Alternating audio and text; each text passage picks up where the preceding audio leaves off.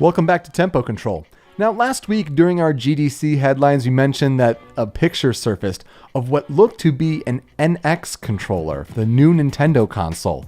It kind of looked similar to an old patent, so we thought maybe there was some legitimacy to it. Well, it turns out, unsurprisingly, that it's a Photoshop job. It's fake.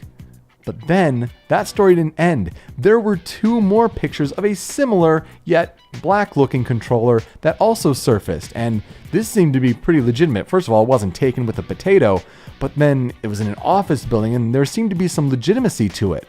The internet went crazy. It still matched that old patent. People were trying to look at what keyboard it was on that MacBook Pro, determined it was Swedish, and then saw a tree outside and followed that to a Google Maps satellite of massive entertainment in Sweden. That's the Ubisoft studio that recently put out The Division, making it seem possible that, hey, maybe The Division's coming out on NX.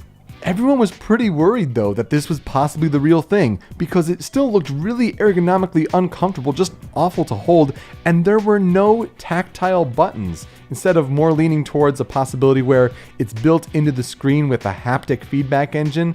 The person who posted it was saying like, oh yeah, it's similar to the Taptic engine on Apple.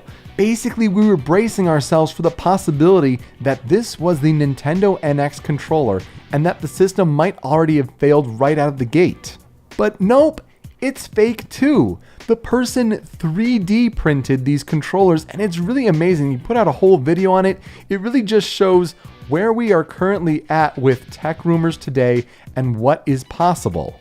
And kudos to those on Twitter who were having connections at Nintendo. Those employees were pointing out that, yeah, it's totally fake, but people were having a tough time believing it. So kudos to those sources. But at the same time, it's really just going to get worse until Nintendo decides to not be as secretive about this machine. I mean, are we really going to have to wait until E3 to find out information about Nintendo NX? I mean, I hope not. In a way, that'd be great, but at the same time, these next few months are going to be excruciating. If people can make such believable fakes, is the internet going to be whipped up into a frenzy every couple weeks? Are we going to have to be talking about Nintendo X rumors every couple weeks on this show? Personally, I hope not. I hope Nintendo does a short direct that kind of goes over the general concepts, and then at E3 we can see the bigger blowout, the price, the release date, the games, the third parties that they're hopefully going with. But hopefully at the end of the day, the controller is a little more form factor that we're used to, less gimmicky. We need buttons on our controllers. I know Nintendo's a bit crazy sometimes, but that would have been a bit much.